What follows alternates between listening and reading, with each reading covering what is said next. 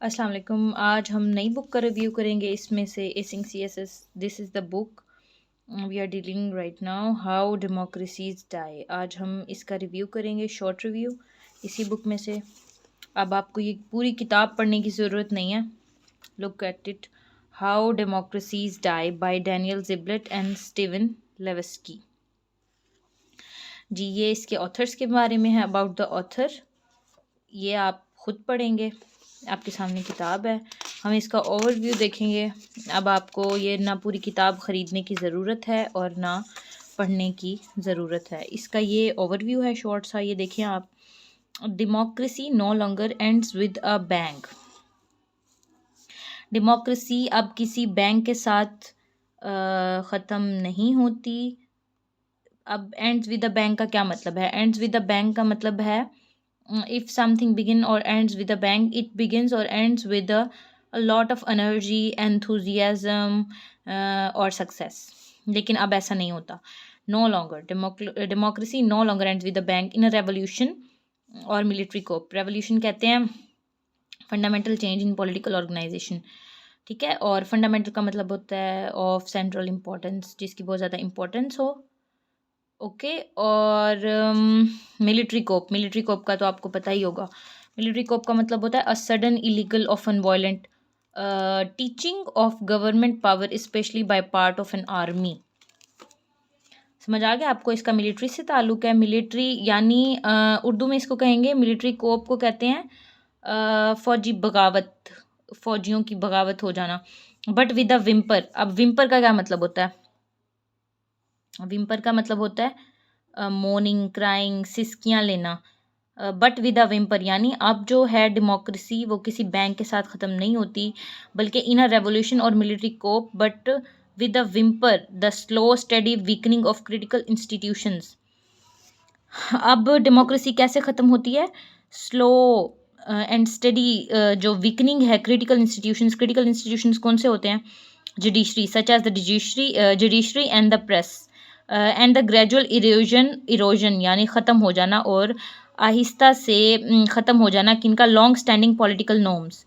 किसी भी मुल्क में लॉन्ग पॉलिटिकल नॉर्म्स का ख़त्म हो जाना, प्रेस का ख़त्म हो जाना, जुडिशरी का आहिस्ता आहिस्ता, क्रिटिकल इंस्टीट्यूशंस हैं जो मुल्क के, जिनके ऊपर आपका पूरा मुल्क चल रहा है, वो ही जब वीक हो जाएंगे तो आपकी डेमोक्रेसी एंड हो जाएगी। वो भी किससे? विम्पर से, but with a whimper, whimper के साथ यानी रोते हुए। Okay. Drawing on decades of research and a wide range of historical and global examples। अब वो एग्जाम्पल्स किस पे कह रहे हैं? एग्जाम्पल्स देख रहे हैं डेकेड्स ऑफ रिसर्च जिस पे हुई है। Wide range of historical and global examples हैं कौन कौन सी? From 1930s Europe to contemporary Hungary, Turkey and Venezuela to the American south during Jim Crow, Levitsky and Ziblatt show how democracies die and how the death can be avoided. अब जी जिबलेट और Levitsky बता रहे हैं कि ये वाली जो है डेमोक्रेसीज कैसे।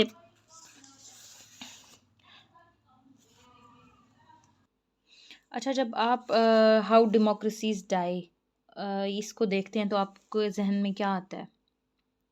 जमहूरियत जो है कैसे ख़त्म हो सकती है, कैसे मर सकती है? किसी भी मुल्क में जहाँ डेमोक्रेटिक कंट्री में डेमोक्रेसी कैसे ख़त्म होती होगी? आपके दिमाग में क्या ख़यालात आते हैं? अब जिबलेट और लेविस्की के लिहाज से किसी भी मुल्क में डेमोक्रेटिक बैकस्लाइडिंग होना तब शुरू होती है जब वहाँ की जुडिशरी, प्रेस और gradual erosion of long standing political norms. ये तीन चीज़ें हैं जो कि डेमोक्रेसी को ख़त्म कर देती हैं, डेमोक्रेसी डाई हो जाती है। और इस बुक में डिफरेंट एग्जाम्पल से लेविस्की और जिबलेट ने ये दिए हैं। अब इसके 5 टेक अवेज़ हैं जो कि हम आगे देखेंगे। अच्छा, नेक्स्ट इसके 5 टेक अवेज़ हैं जो हम देखेंगे। पहला take away, 5 take norms of mutual tolerance and institutional forbearance preserve democracy. अब इन 5 टेक अवेज़ में ये पूरी की पूरी बुक आपको डिफ़ाइन कर दी गई है। अब आपको ये पूरी बुक पढ़ने की ज़रूरत नहीं है। जो इसमें इम्पोर्टेंट कंटेंट है ना, वो इन्हीं 5 टेक अवेज़ में सारा इम्पोर्टेंट क्रक्स जो हैं, इम्पोर्टेंट पॉइंट्स हैं, इन्हीं में आपको मिल जाएंगे। और बहुत सारा कंटेंट इसमें मिल जाएगा। ये कंटेंट आप ऐसे के लिए यूज़ कर सकते हैं, पॉलिटिकल साइंस के सब्जेक्ट में यूज़ कर सकते हैं। अच्छा जी, पब्लिक गवर्नेंस एंड पॉलिसीज़ में, पब्लिक पॉलिसीज़ एंड गवर्नेंस वाले सब्जेक्ट में यूज़ कर सकते हैं, क्योंकि ये डेमोक्रेसी के बारे में है। इसमें आपको बहुत इंपॉर्टेंट टेक अवेज मिल जाएंगे। हम स्टार्ट करते हैं। Norms of mutual tolerance and institutional forbearance preserve democracy. क्या समझ आता है? नॉर्म्स का आपको पता होगा। नॉर्म्स होते हैं जो किसी भी कंट्री के अपने नॉर्म्स होते हैं, रिवायतें होती हैं, उनको कहते हैं of mutual tolerance. Mutual tolerance का क्या मतलब होता है? म्यूचुअल टॉलरेंस जो बर्दाश्त करना, एक म्यूचुअल टॉलरेंस आ जाती है कि हर तरीके से हर चीज़ को बर्दाश्त करना। एंड इंस्टीट्यूशनल फॉरबियरेंस, फॉरबियरेंस का मतलब होता है पेशेंट, सेल्फ कंट्रोल, इंडल्जेंस। इसके ये मैं आपको सिनोनिम्स बता रही हूँ, ये आप साथ साथ नोट भी कर सकते हैं। ओके, अच्छा जी। इंस्टीट्यूशनल फॉरबियरेंस आपको समझ आ रही होगी कि इंस्टीट्यूशंस जो हैं मुल्क के, उनकी forbearance preserve democracy. Norms of mutual tolerance और इंस्टीट्यूशनल फॉरबियरेंस प्रिजर्व, महफूज करते हैं डेमोक्रेसी को किसी भी मुल्क के। ओके, हम देखें as in all facets of society. Facets का मतलब पता होगा, डिफरेंट पहलुओं को, बहुत सारे पहलुओं को कहते हैं facets. Something have many sides. As in all facets of society, from family life to the operation of businesses, unwritten rules and norms loom large in politics too. अच्छा जी, loom का क्या मतलब है? loom का मतलब होता है उरूज पर। A problem or concern that feels like it's constantly present and causing stress or anxiety. For example, या आपको ऐसे समझाऊँ, इसका मतलब होता है जैसे कि कोई डेडलाइन आपको मिली हुई है और आपके दिमाग पे मुसलसल एक प्रेशर है कि हमें ये डेडलाइन जो है ना पूरी करनी है, तो उसको कहते हैं लूमिंग। कोई चीज़ अलार्मिंग, लूमिंग, ये मतलब है, आपको समझ आ गया होगा। अच्छा जी, from family life to the operation of businesses. Family life हो या बिजनेसेस हो, unwritten rules and norms loom large in politics too. ठीक है। Democracies work best and survive longer where constitutions are reinforced by unwritten democratic norms. जिसमें जो constitution है ना, constitutions are reinforced by unwritten democratic norms. ठीक है। These rules or norms serve as the soft guardrails of democracy. अब वो कह रहे हैं यही वाले norms serve as the soft guardrails of democracy. guardrails का क्या मतलब होता है? guardrails का मतलब होता है strong fences intended to reduce the risk. fences कहते हैं बाड़ों को, जो किसी चीज़ के इर्द गिर्द बाड़ें नहीं लगाई हुई होती नुकसान से बचाने के लिए, उसको कहते हैं। तो these rules or norms serve as the soft guardrails. ये रूल्स और नॉर्म्स इतने ज़रूरी हैं कि ये सॉफ्ट गार्ड रेल्स के तौर पे डेमोक्रेसी में काम करते हैं, preventing day to day political competition from developing into a no holds barred conflict. अब नो होल्ड्स बैरेड का क्या मतलब होता है? नो होल्ड्स बैरेड का मतलब होता है ये एक इडियम है। नो होल्ड्स बैरेड का मतलब होता है रेसलिंग विद नो रिस्ट्रिक्शंस। इसका मतलब होता है विद नो रिस्ट्रिक्शंस। ऐसी चीज़ रेसलिंग में, यानी रेसलिंग में ये रूल होता है ना कि आप जीतने के लिए कोई रिस्ट्रिक्शंस नहीं है। आपका जो अपोजिट जिसके साथ आप लड़ रहे होते हैं, आप मतलब उसको जैसे चाहे मार सकते हैं विदाउट एनी रूल। तो इसका ये मतलब होता है, यानी कि preventing day to day political competition from developing into a no holds barred conflict when these norms are strong. जब ये नॉर्म्स स्ट्रॉन्ग होते हैं, violations trigger expressions of disapproval ranging from head shaking and ridicule to public criticism and outright ostracism. अब देखें कितने मुश्किल अल्फाज हैं, या आप खुद पढ़ेंगे तो आपको समझ नहीं आएगी, इसलिए मैं आपके लिए आसान कर रही हूँ। अब जी, ranging from head shaking and ridicule to public. अब हेड शेकिंग का क्या मतलब होता है? हेड शेकिंग का मतलब होता है डिसअप्रूवल कर देना, डिसेंट कर देना, या किसी चीज़ में डाउट हो तो उसको कहते हैं, या डिसएग्रीमेंट हो तो उसको कहते हैं हेड शेकिंग। ठीक है। And ridicule to public criticism. अब रिडिक्यूल का आपको पता है मजाक का खेज। पब्लिक क्रिटिसिज्म का आपको क्या पता है कि आम आवाम की तनकीद। And outright ostracism. Outright ostracism क्या होती है? ऑस्ट्रेसिज्म होती है elimination from a society or group. Society में से एलिमिनेट कर देना किसी ग्रुप को या किसी कम्युनिटी को, तो उसको कहते हैं ऑस्ट्रेसिज्म। जैसे कि हम इसका कोई एक ना एग्जांपल ले लेते हैं, जुमला इसका होगा फैमिली फेस्ड सोशल ऑस्ट्रेसिज्म, यानी एलिमिनेशन फेस की इस फैमिली को निकाल दिया गया सोसाइटी से। आउटराइट का मतलब होता है बिल्कुल, एंटायरली, होली, थॉरोली। ठीक है। अभी साथ साथ आप इसके जो है ना सिनोनिम्स को लिखते जाएं, आपको मदद करेंगे। So politicians who flout them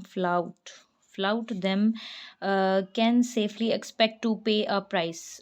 Flout का मतलब होता है बदतमीजी करना, रिफ्यूज टू ओबे या रिबेल अगेंस्ट या फेल टू comply with, इस तरह. So politicians who flout them can safely expect to pay a price. Flout them क्या है ये? Trigger violations trigger expressions of disapproval ranging from head shaking and ridicule, public criticism and outright ostracism. फिर उनको उसकी price भी पे करनी पड़ती है, यानी हर चीज़ की एक कोई कीमत होती है. तो जो पॉलिटिशियंस उनको फ्लाउट करते हैं, रिफ्यूज़ टू ओबे करते हैं, तो फिर उनको उसकी प्राइस पे करनी पड़ती है. आगे, two basic norms stand out as fundamental to a functioning democracy anywhere. Two basic norms उन्होंने बताए हैं जो कि स्टैंड आउट करते हैं as a fundamental functioning democracy में एनीवेयर. म्यूचुअल टॉलरेशन और द अंडरस्टैंडिंग, एक हो गई म्यूचुअल टॉलरेशन, ठीक है.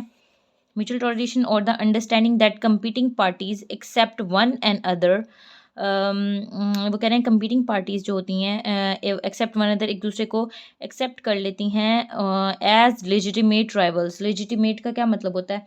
जायज़, legal, lawful, authorised, approved, licensed rivals, ठीक है, जो उनके दुश्मन होते हैं या अपोजिट पार्टी होती है. इंस्टीट्यूशनल फोरबेरेंस, और जो इंस्टीट्यूशन फोरबेरेंस है उसको भी एक्सेप्ट करती हैं. और the idea that politicians should exercise restraint. अब रिस्ट्रेंट क्या होती है? महदूद, सेल्फ कंट्रोल. जो पॉलिटिशियंस के अंदर सेल्फ कंट्रोल होना बहुत लाजमी है, सेल्फ डिसिप्लिन होना लाजमी है, self possession, restraint, self restraint होना उनका बहुत ज़रूरी होता है, वरना वो सर्वाइव नहीं कर सकते. इन डिप्लॉइंग देयर इंस्टीट्यूशनल रेरोगेटिव्स. अब डिप्लॉइंग का क्या मतलब होता है और इंस्टीट्यूशनल रेरोगेटिव्स क्या होते हैं, ये हम देखते हैं. डिप्लॉइंग का मतलब होता है मूव ट्रूप्स और equipments into position for military action. किसी चीज़ को किसी तरफ मूव करना मिलिट्री के हुक्म पर, तो इसको कहते हैं डिप्लॉइंग. लेकिन यहाँ हम in context, according to the context देखेंगे. डिप्लॉइंग देयर इंस्टीट्यूशनल रेरोगेटिव्स, यानी वो अपने इंस्टीट्यूशनल रेरोगेटिव्स को डिप्लॉय कर देते हैं. अब मूव, डिप्लॉइंग का मतलब होता है मूव करना, यहाँ पे आप इसका मतलब लें मूव करना. इंस्टीट्यूशनल रेरोगेटिव्स, अब रेरोगेटिव होता है किसी को प्रिविलेज देना. मैं आपको बताती हूँ, कोई ऐसी प्रिविलेज देना जो किसी ख़ास इंसान या ख़ास कम्युनिटी को दें आप, और कोई और उसको ना ले सकता हो. ऐसी प्रिविलेज, ये देखें, a special advantage that allow some people the freedom to do or have something that is not possible or allowed for everyone. अब आपको समझ आ गई होगी. ऐसी एडवांटेज, ऐसी प्रिविलेज जो किसी ख़ास कम्युनिटी या ख़ास इंसान या ख़ास सोसाइटी के किसी हिस्से में आप किसी को दें, और वो होती है रेरोगेटिव, ठीक है. इंस्टीट्यूशनल रेरोगेटिव्स अब आप समझ गए होंगे कि क्या होते हैं. अब mutual toleration refers to, mutual toleration देखते हैं हम कि क्या होती है. Mutual toleration refers to the idea that as long as our rivals play by constitutional rules. अब mutual toleration refers to the idea that as long as our rivals play by constitutional rules we accept that they have an equal right to exist. ठीक है, उनका भी equal right है exist करने का, compete for power and govern. We may disagree with, even strongly dislike our rivals, but we nevertheless accept them as legitimate. हम अपने rivals को एक्सेप्ट तो करते हैं, लेकिन लेजिटिमेट यानी उनको जायज़ नहीं समझते कि ये इनके पास कोई हक है कि ये हमारे राइवल हों या हमारे अगेंस्ट खड़े हों. समझ आ रही है आपको? नेवरदलेस का मतलब हाउएवर, इसके बावजूद. अच्छा जी, this means recognising that the political rivals are decent, patriotic, law abiding citizens. अब लॉ अबाइडिंग का मतलब होता है कानून की पासदारी करना, लॉफुल होना, राइटियस होना, लॉज को ओबे करना. Citizens that they love the country and respect its constitution just as we do. It means that even if we believe our opponent's ideas to be foolish or wrong-headed, we do not view them as existential threat, nor do we treat them as treasonous. Treasonous का मतलब होता है गद्दारी करना, मतलब गलत. यहाँ पे इसकी जो treasonous की सेंस बनेगी उसका मतलब होता है गद्दारी या गलत होना किसी चीज़ का. ट्रेजोनस सबवर्सिव. ट्रेजोनस का मतलब होता है, मैंने आपको बताया है, गद्दारी. ट्रेटरस, ट्रेजोनस. ट्रेटर का तो आपने सुना होगा, गद्दार को कहते हैं ट्रेटर. और सबवर्सिव का मतलब होता है हु अटेम्प्ट टू वीकन और डिस्ट्रॉय अ पॉलिटिकल सिस्टम और गवर्नमेंट। अब हम ये किसके बारे में बात करें, आवर अपोनेंट्स, हम अपने अपोनेंट्स के बारे में बात करें कि हमारे अपोनेंट्स के जो आइडियाज़ हैं हम उनको कैसे व्यू करते हैं, हम उनको व्यू ऐसे हम उनको करते हैं as existential threat, nor do we treat them as treasonous subversive. अब सर सबवर्सिव का मैंने आपको मतलब बताया, सबवर्सिव का मतलब होता है ट्रबल मेकर, कोई पर्सन, कोई इंसान हो जो ट्रबल मेकर हो, जो जिसकी मुश्किलात खड़ी करे, उसको हम सबवर्सिव कहते हैं। कोई स्टेट भी हो सकती है तो वो भी सबवर्सिव हो सकती है, कोई इंसान हो वो भी सबवर्सिव हो सकता है, और अदरवाइज बियॉन्ड द पेल। अब बियॉन्ड द पेल का क्या मतलब होता है, beyond the pale I think ये भी ईडियम ही है, ईडियम है, और इसका मतलब होता है अनएक्सेप्टेबल, अनरीजनेबल, ऑफेंसिव या आउट ऑफ ऑर्डर। ये इसके सिनोनिम्स हैं, ये आप लिख भी सकते हैं, आपको इजीली ये आ जाएंगे, ठीक है। अच्छा जी, तो हम अपने अपोनेंट्स को ऐसे देखते हैं, we may be sore on election. Sore on का क्या मतलब, सॉर ऑन का मतलब होता है ऑफेंडेड, एंगर्ड। हम we may be sore on election, हम एंगर्ड हो सकते हैं इलेक्शन के बारे में। Election night when the other side wins, we may be sore on election night when the other side wins. हम उस रात को गुस्सा हो सकते हैं जब दूसरा हमारा अपोनेंट जीत जाए, but we do not consider the development apocalyptic, development apocalyptic. अब एपोकैलिप्टिक का क्या मतलब होता है, एपोकैलिप्टिक का मतलब होता है कैटास्ट्रॉफिक, डिस्क्राइबिंग और professing the complete destruction of the world, earth shaking, ठीक है। लेकिन क्या कह रहे हैं, but we do not consider, हम ये तो देखते हैं कि हमारा अपोनेंट जीत रहा है, लेकिन हम ये चीज़ कंसीडर नहीं करते कि हमारी वर्ल्ड की, हमारे वर्ल्ड ऑर्डर की जो है डेवलपमेंट रुक गया, यानी ये बहुत अर्थ शेकिंग है ये चीज़, हम अपोकैलिप्टिक है ये बहुत चीज़, कि ये कैटास्ट्रॉफिक है, तबाह कुन है। In short mutual toleration is, क्या कह रहे हैं, in short mutual toleration is politicians collective willingness to agree to disagree. अब जी इन शॉर्ट वो कह रहे हैं, शॉर्ट स्टोरी ये है कि म्यूचुअल टॉलरेशन है is politicians collective willingness to agree to disagree. अब आपको समझ आई है। आगे है आ सेकंड नॉर्म। अब सेकंड नॉर्म के बारे में बात करें, पहले फर्स्ट पहली नॉर्म के बारे में बात की, अब दूसरे ने, critical to democracies survival is what we call institutional forbearance. दूसरे हमारा सेकंड नॉर्म है इंस्टीट्यूशनल फॉरबेरेंस, ठीक है। फॉरबेरेंस का मतलब होता है तहम्मुल, सेल्फ पेशेंट, मैंने आपको बताया था सेल्फ कंट्रोल, सेल्फ रिस्ट्रेंट, ठीक है। इसका मतलब होता है फॉरबेरेंस। लिटरली फॉरबेरेंस मीन्स, अब ये खुद भी बता रहे हैं किताब में, literally forbearance means patient, self control, restraint and tolerance, ठीक है, तहम्मुल, सब्र। और in this case the action of restraining from exercising a legal right, action of restraining from exercising a legal right, ठीक है। As far as politics is concern, it can be thought of as avoiding actions, actions को ये ऐसे सोचा जा सकता है कि एक्शंस को अवॉइड किया जाए, that while respecting the letter of the law obviously violate its spirit. The authors suggest where norms of forbearance are strong, politicians do not use their institutional prerogatives to the hilt. ठीक है, जहाँ पे norms forbearance के strong होते हैं वहाँ पे politicians अपनी इंस्टीट्यूशनल रेरोगेटिव्स को यूज़ नहीं करते टू द हिल्ट। अब टू द हिल्ट का क्या मतलब है, ये भी एक वो है इडियम। इसका मतलब देखते हैं। To the hilt means to the maximum degree, किसी चीज़ को आप आखिरी हद तक यूज़ करें तो उसको कहते हैं टू द हिल्ट, ये ईडियम है, ठीक है। टू द हिल्ट यानी जब वेयर नॉर्म्स ऑफ फॉरबेरेंस, जहाँ पे पेशेंस हो, स्ट्रॉन्ग हो नॉर्म्स पेशेंस के, politicians do not use their institutional prerogatives to the hilt. Prerogatives का मतलब मैंने आपको पीछे बताया है, प्रिविलेजेस, और ऐसी प्रिविलेजेस जो किसी ख़ास तबके को मिलती हैं उसको कहते हैं रेरोगेटिव्स।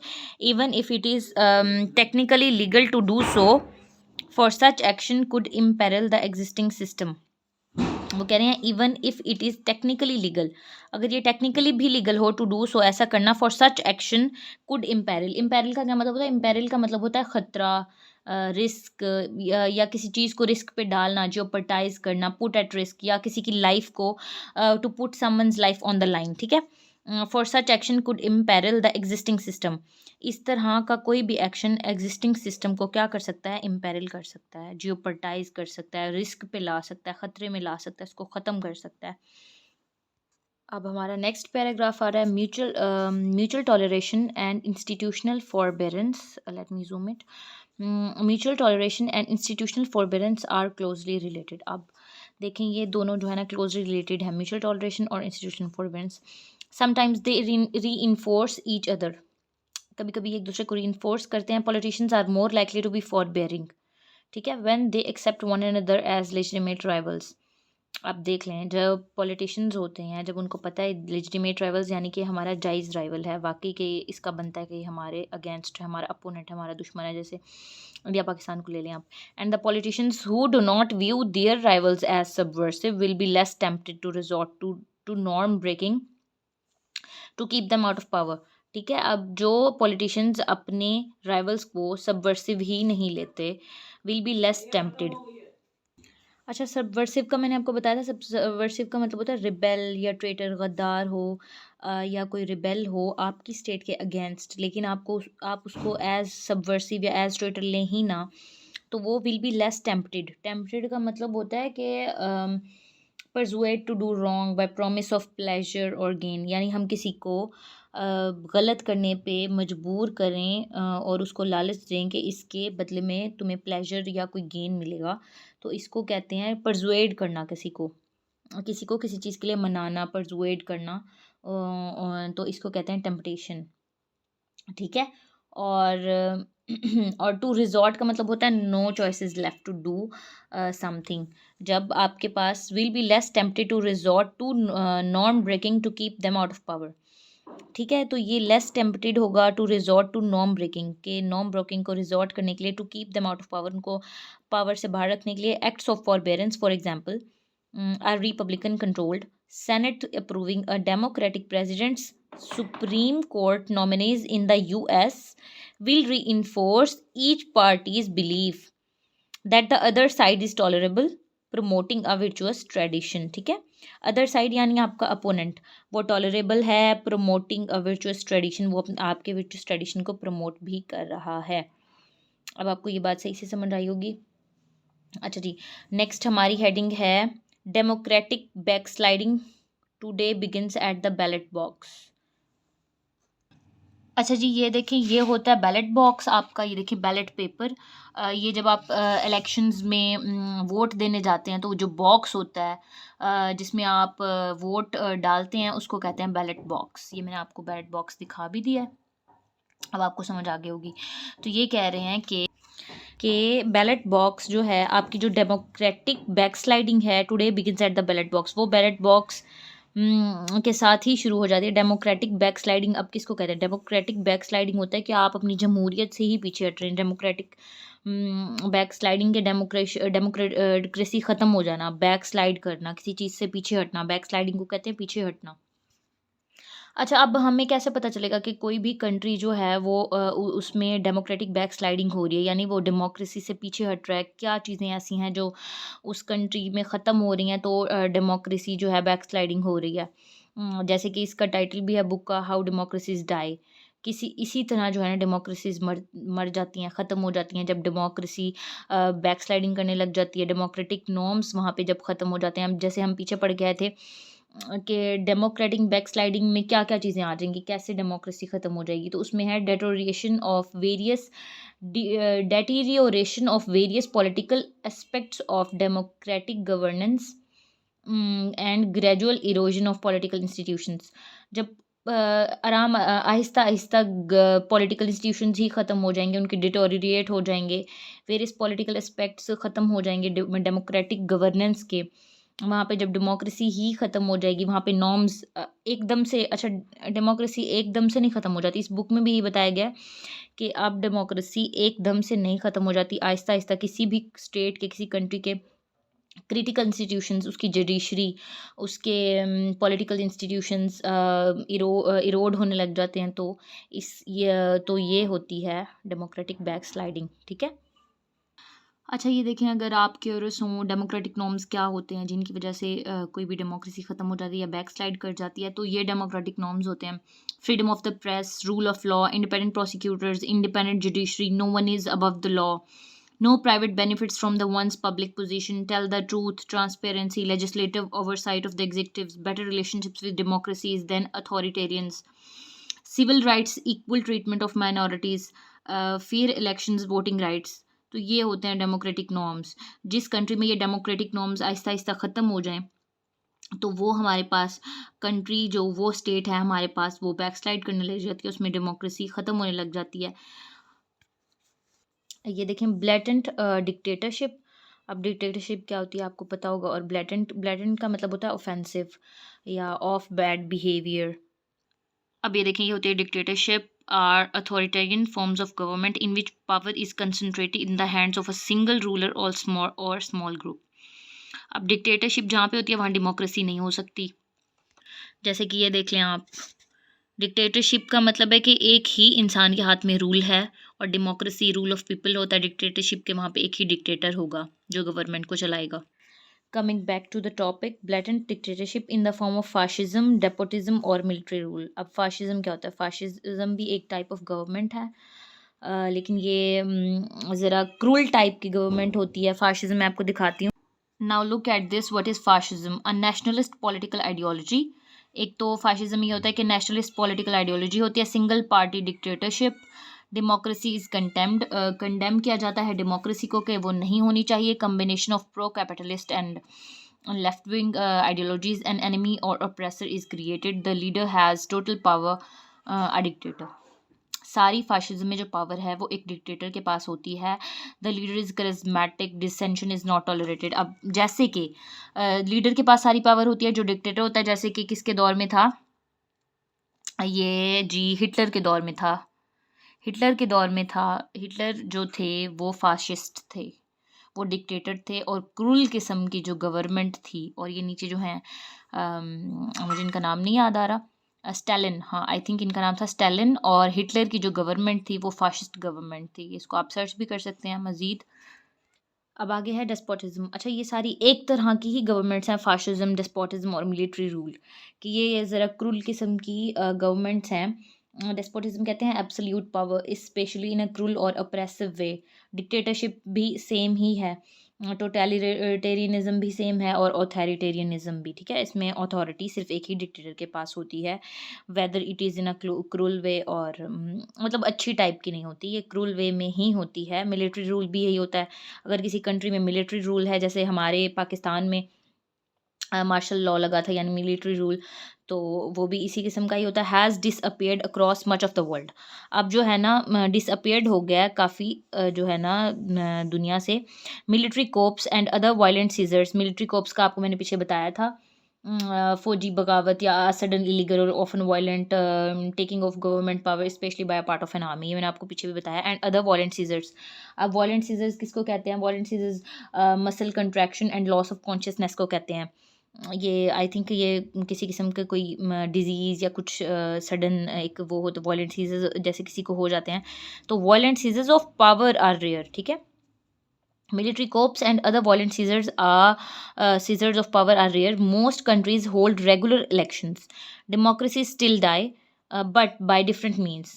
आज भी democracies ख़त्म हो जाती हैं, लेकिन अब उनका तरीका चेंज हो गया. With the classic cope dated as in Pinochet's style, the death of a democracy is immediate and evident to all. देखिए, the death of a democracy is immediate and evident to all. सबको दिखता है. The presidential palace burns. The president is killed. President को मार दिया जाता है, imprisoned या उसको कैद कर दिया जाता है, और स्लिप्ड ऑफ इनटू एग्जाइल या उसको जिला वतन कर दिया जाता है, मुल्क बदर कर दिया जाता है, मुल्क से निकाल दिया जाता है. And the constitution is suspended और स्क्रैप्ड, या कॉन्स्टिट्यूशन सस्पेंड कर दिया जाता है या स्क्रैप्ड कर दिया जाता है, ख़त्म कर दिया जाता है. ठीक है, स्क्रैप का मतलब होता है अबॉलिश कर देना, अबैंडन कर देना, कैंसिल कर देना. ओके, जो ऐसा कोई पॉलिसी है या लॉज बने हुए हैं उसको ख़त्म कर देना. जब कोई प्रेसिडेंट या कुछ जो ख़त्म होता है किसी का रूल, तो उसके सब पॉलिसीज़ भी ख़त्म कर दिए जाते हैं. आगे ऑन द इलेक्टोरल रोड. अब इलेक्टोरल रोड क्या होती है? वैसे इलेक्टोरल रोड उसको कहते हैं जब किसी भी मुल्क में इलेक्शंस होते हैं और जहाँ पे वोटिंग हो रही होती है, तो उसको कहते हैं electoral road. However none of these things happen. ताहम ये चीज़ें नहीं होती. There are no tanks in the streets. Streets में कोई टैंक्स नहीं होते. कॉन्स्टिट्यूशंस एंड अदर ये पेज 3 था। अब हम पेज 4 पे आ रहे हैं। Constitutions and other democratic institutions remain in place. People still vote, लोग अभी भी वोट करते हैं। Elected autocrats maintain a coating of democracy while filleting its substance. अच्छा, ऑटोक्रेट्स, ये इलेक्टेड ऑटोक्रेट्स, ऑटोक्रेट्स मैंने आपको पीछे बताया, एब्सोल्यूट पावर जिसके पास होती है उसको ऑटोक्रेट कहते हैं। डिक्टेटर को या एब्सोल्यूट रूलर जो होता है उसको ऑटोक्रेट कहते हैं, ठीक है। जो एक डिक्टेटरशिप गवर्नमेंट चला रहा हो उसको ऑटोक्रेट कहते हैं। क्रूल रूलर जो होता है, ऑटोक्रेट होता है, वो क्रूल रूलर होता है, जैसे कि हिटलर एंड स्टालिन जो मैंने आपको भी पीछे बताया। ये क्या है, हिस्टोरिक ऑटोक्रेट्स हैं, हिटलर और Stalin. Maintain a coating of democracy while filleting its substance. Filleting का मतलब होता है भरना, ठीक है। कोटिंग ऑफ डेमोक्रेसी जैसे कहते हैं शुगर कोटिंग, तो इसी तरह डेमोक्रेसी की भी कोटिंग होती है। तो इस तरह के जो ऑटोक्रेट्स होते हैं वो सिर्फ डेमोक्रेसी के नाम पे डेमोक्रेसी को कोट ही करते हैं। Since the end of the cold war के एंड के बाद most democratic breakdowns have been caused not by generals and soldiers but by elected governments themselves. Like example, अब यहाँ पे हम एग्जाम्पल्स देख रहे हैं, like Hugo Chavez in Venezuela. अब ये बहुत अच्छी एग्जाम्पल्स है, ये आप जहाँ भी कोट करेंगे आपको बहुत अच्छे मार्क्स मिलेंगे, ख़ासतौर पे एग्जाम में। Elected leaders have been subverted democratic institutions in Georgia. अब इलेक्टेड लीडर्स जो डेमोक्रेटिक इंस्टीट्यूशंस हैं जॉर्जिया में वो सबवर्ट हो गए, have subverted हंगारी, Nicaragua, Peru and the Philippines, Poland, Russia, Sri Lanka, Turki and Ukraine. Many governments efforts to subvert democracy, ठीक है। Subvert का क्या मतलब होता है, सबवर्ट का मतलब होता है उलट देना, डिस्टेबलाइज कर देना, डिथ्रोन कर देना या डैमेज कर देना। इन्होंने सबवर्ट कर दिया। Many governments efforts to subvert democracy are legal in the sense that they are approved by the legislature और एक्सेप्टेड बाय द कोर्ट्स। अब लेजिस्लेचर का मतलब आपको पता है, लेजिस्लेचर जिसमें कोर्ट्स आ जाते हैं, जुडिशरी आ जाती है, सिस्टम्स आ जाते हैं डिफरेंट, सुप्रीम कोर्ट वगैरह हो गए, और कंट्री का जो कोर्ट सिस्टम है वो आ जाता है, ओके।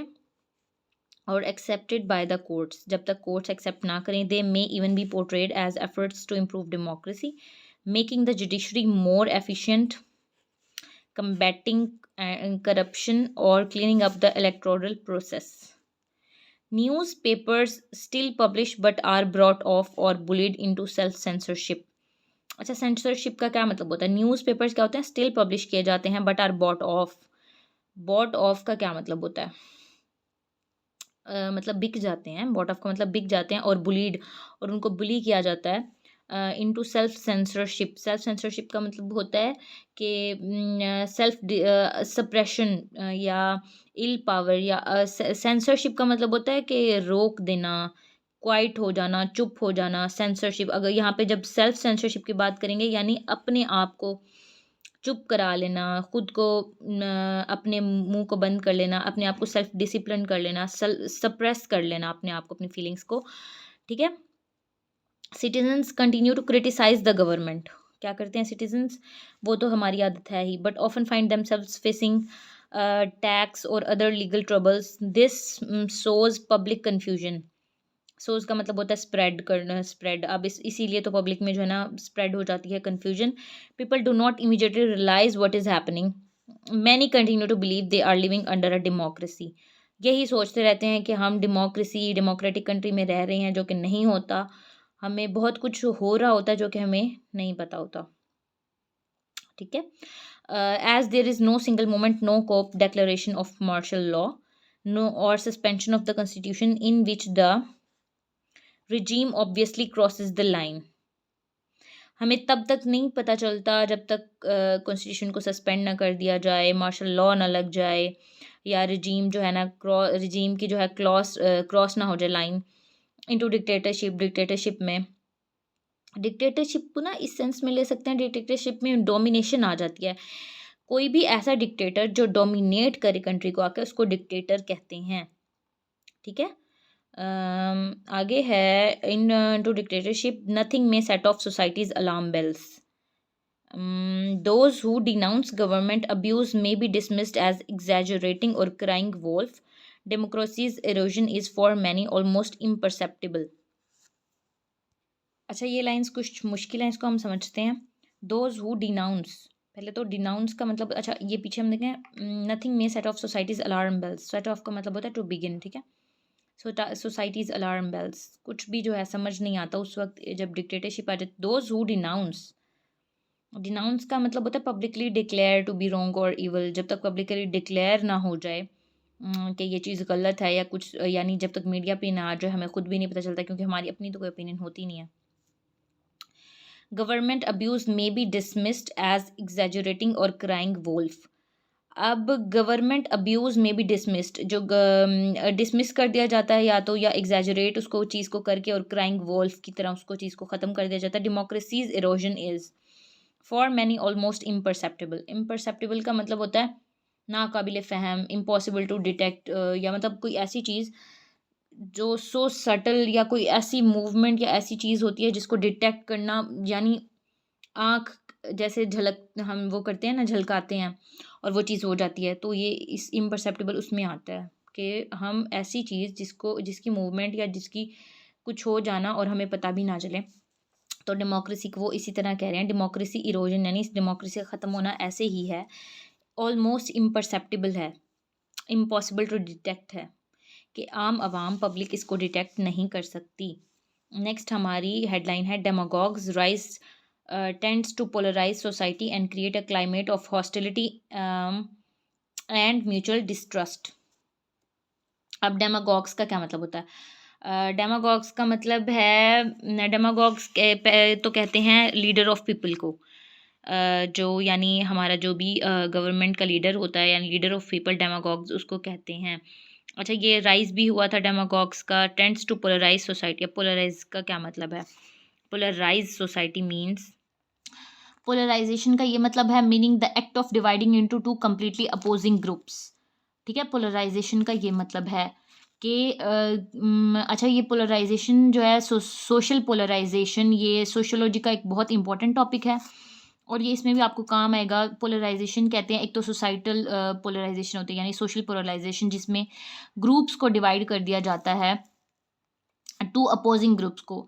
अब इसके एग्जांपल हम ले सकते हैं, जैसे वाइट एंड ब्लैक, तो ये टू कम्युनिटीज़ हैं जिनको हम डिवाइड कर देंगे, तो इसको हम कहेंगे कि ये पोलराइजेशन हो गई है, सोसाइटल या सोशल पोलराइजेशन हो गई है टू ग्रुप्स की, जो कि अपोज करते हैं, जैसे ब्लैक एंड वाइट, या किसी और चीज़ को भी ले सकते हैं, जैसे इंडिया एंड पाकिस्तान, इस तरह की कम्युनिटीज़ में डिवाइड कर देना अपोजिंग ग्रुप्स को, इसको कहते हैं polarisation, the act of dividing to completely opposing groups, okay.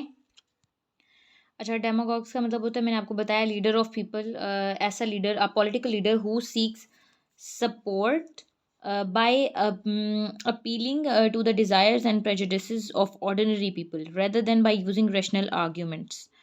अब आपको समझ आ गई होगी कि मतलब मंतक की बेस पे नहीं, बल्कि लोगों की डिज़ायर्स और उनकी जो आम लोग हैं, कोई उनके रैशनल आर्गुमेंट नहीं, बल्कि उनके, यानी ऐसा लीडर जो अपनी आम आवाम के दर्द को समझे और उसके लिहाज से फ़ैसला करे या अपील करे गवर्नमेंट से कि आम आवाम की मदद करें, तो ऐसे लीडर को कहते हैं डेमागॉग्स, ठीक है। तो ये कह रहे हैं demagogues rise tends to polarise society. Demagogue से राइज ने क्या किया? पोलराइज कर दिया सोसाइटी को। मैंने पोलराइज आपको बताया पोलराइजेशन क्या होती है। पोलराइज सोसाइटी यानी सोसाइटी को डिफरेंट ग्रुप्स में, अपोजिंग ग्रुप्स में डिवाइड कर देना। जैसे कि इसके और एग्जांपल्स भी हम ले सकते हैं, जैसे rich and poor, black and white. अब जैसे English medium and Urdu medium. अब इंग्लिश मीडियम जो बच्चे होते हैं और जो उर्दू मीडियम बच्चे होते हैं, हम भी तो उनको डिवाइड ही कर देते हैं ना, तो इसको कहते हैं पोलराइज करना, ठीक है। And create a climate of hostility and mutual distrust. अच्छा, हॉस्टिलिटी किसको कहते हैं? क्लाइमेट ऑफ हॉस्टिलिटी क्या होता है? Being ready for the fight all the time. Hostility का मतलब होता है हमेशा लड़ाई के लिए तैयार रहना, ठीक है। तो इस तरह का क्लाइमेट एक क्रिएट हो जाता है जब पोलराइज होती है सोसाइटी, ठीक है। एंड म्यूचुअल डिस्ट्रस्ट, और म्यूचुअल डिस्ट्रस्ट का क्या मतलब होता है? डाउटफुल। डिस्ट्रस्ट का मतलब होता है डाउटफुल होना। तो एक जब जाहिर है, जब पोलराइज हो जाएगी सोसाइटी, डिवाइड हो जाएंगे ग्रुप्स, एक उर्दू मीडियम और इंग्लिश मीडियम, या रिच एंड पुअर डिवाइड हो जाएंगे, या ब्लैक एंड वाइट डिवाइड हो जाएंगे, तो एक लड़ाई वाला, फाइटिंग, हॉस्टिलिटी वाला क्लाइमेट तो पैदा होगा, और म्यूचुअल डिस्ट्रस्ट भी होगा, डाउट आ जाएगा, फिर एक दूसरे से नफरत पैदा होगी। तो ये चीज़ें अब हम देखते हैं कि intense polarisation can destroy democratic norms. अब इंटेंस किस्म की जो पोलराइजेशन हो जाती है उसका नुकसान क्या है, कैन डिस्ट्रॉय डेमोक्रेटिक नॉर्म्स को डिस्ट्रॉय कर सकती है, जिसकी वजह से डेमोक्रेसी ख़त्म होती है, which actually serve as what the authors refer to as guardrails. ये हमने देखा था ना, गार्ड रेल्स ऑफ डेमोक्रेसी।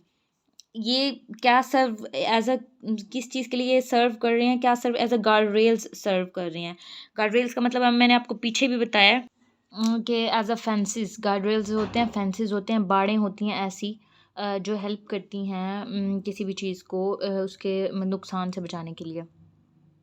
अच्छा, next, behind the unravelling of basic norms of mutual toleration and forbearance lies a syndrome of intense partisan polarisation. अब unravelling का मतलब होता है रिजॉल्व करना, अनट्विस्ट करना या खोलना, ठीक है। Behind the unravelling of basic norms of mutual toleration and forbearance lies a syndrome. इसके पीछे क्या है, एक सिंड्रोम लाई करता है, एक बीमारी जो एक आ गई हमारी सोसाइटी में, ऑफ इंटेंस पार्टीसन। अब पार्टीसन का मतलब होता है स्ट्रॉन्ग सपोर्टर, फ्रीडम फाइटर या कोई फॉलोअर। तो इसके पीछे इंटेंस पार्टीसन है, पार्टीसन पोलराइजेशन है।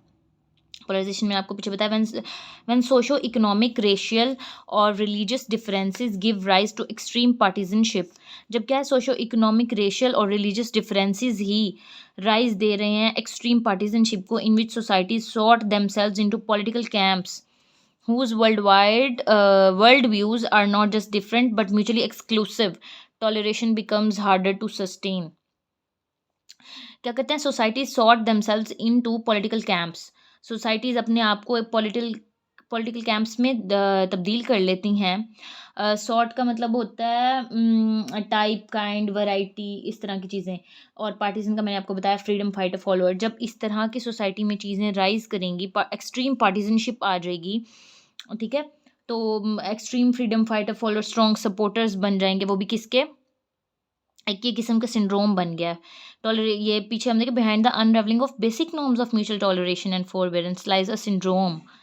बेसिक नॉर्म्स, टॉलरेशन और फॉरबियरेंस के पीछे एक सिंड्रोम है, इंटेंस पार्टीजन का, ठीक है, जो कि पोलराइज इंटेंस पार्टीजन पोलराइजेशन को जन्म देता है। When social, economic, racial or religious differences give rise, जब इस तरह के गिव राइज इनको ज़्यादा करते हैं एक्सट्रीम पार्टीजनशिप को, तो सोसाइटीज़ अपने आप को पॉलिटिकल कैंप्स में डिवाइड कर लेती हैं। हुज वर्ल्ड व्यूज़ का मतलब होता है कि हर किसी का अपना वर्ल्ड व्यू होता है, मेरा कुछ और वर्ल्ड व्यू होगा, आपका कुछ और वर्ल्ड व्यू होगा, ठीक है। हुज वर्ल्ड व्यूज़ यानी दुनिया के बारे में हमारे क्या ख्यालात हैं, आर नॉट जस्ट डिफरेंट, सिर्फ डिफरेंट नहीं होंगे बट म्यूचुअली एक्सक्लूसिव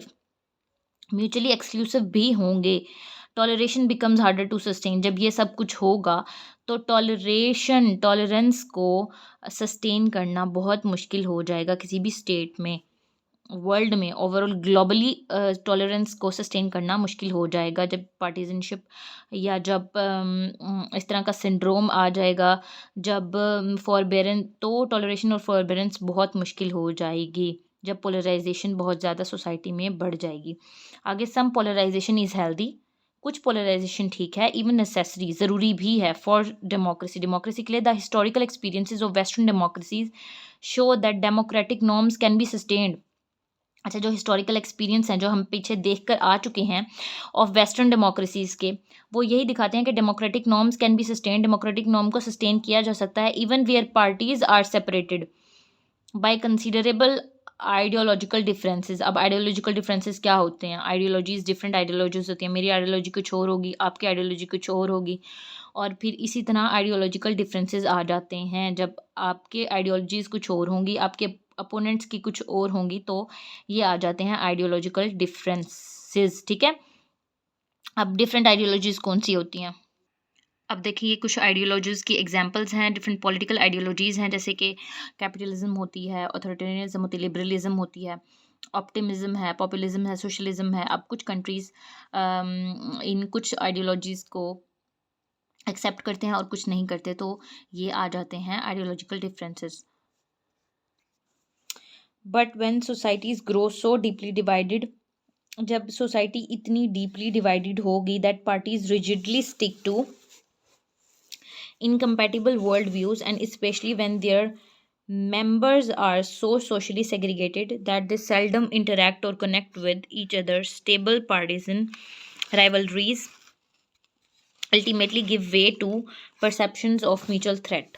अब मेरी बात सुने, जब आपको जब सोसाइटीज़ इतनी डीपली डिवाइडेड होंगी कि वो पार्टीज़ जो हैं रिजिडली स्टिक हो जाएं अपने इनकम्पैटिबल वर्ल्ड व्यू से। अब इनकम्पैटिबल वर्ल्ड व्यूज़ होते हैं, मेरा वर्ल्ड व्यू कुछ और है और आपका कुछ और है वर्ल्ड व्यू, तो वो इनकम्पैटिबल वर्ल्ड व्यूज़ हो जाएंगे। And specially when their members are so socially segregated, और जब उनके स्पेशली तब जब उनके मेंबर्स बहुत ज़्यादा सोशली सेग्रीगेटेड हों, यानी आइसोलेटेड हों, अलग हो गए हों, स्प्रेड हो गए हों, that they seldom interact. Seldom का मतलब होता है नॉट ऑफन, रेयरली, इनफ्रिक्वेंट, बहुत कम इंटरैक्ट करें या कनेक्ट करें विद ईच अदर, एक दूसरे से। स्टेबल पार्टीजन राइवलरीज, अब जो स्टेबल पार्टीजन राइवलरीज हैं यानी एक दूसरे के अपोनेंट हैं, ultimately give way to perceptions of mutual threat.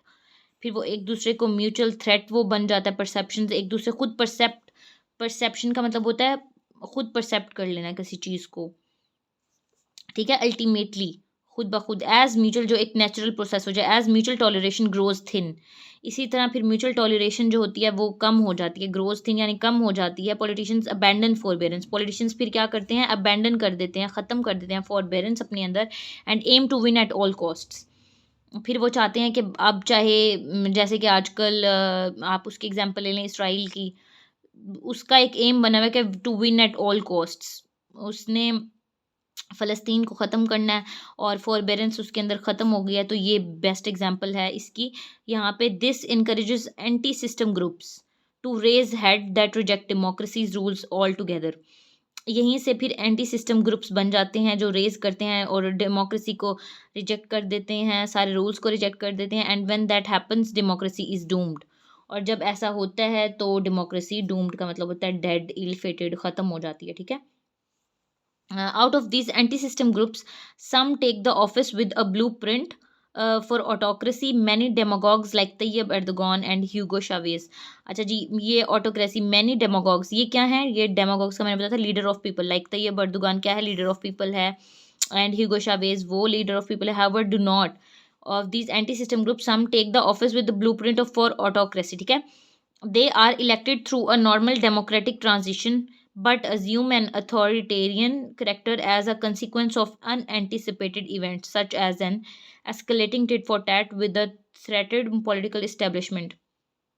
अब जी अब डेमागॉग के एग्जांपल लेनी हो तो आप अर्दगोन की भी ले सकेंगे आइंदा, और ह्यूगो शावेज की भी। अनएंटिसिपेटेड का मतलब होता है नॉट एक्सपेक्टेड और प्रिडिक्टेड या सरप्राइजिंग, इनकंसीवेबल, तो इसको कहते हैं ये, ठीक है, किसको, अनएंटिसिपेटेड को।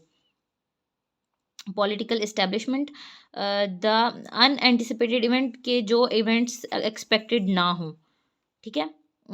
आगे the process often begins with words, हमेशा जो है प्रोसेस वर्ड्स से ही शुरू होता है। Demagogues attack their critics in harsh and provocative terms.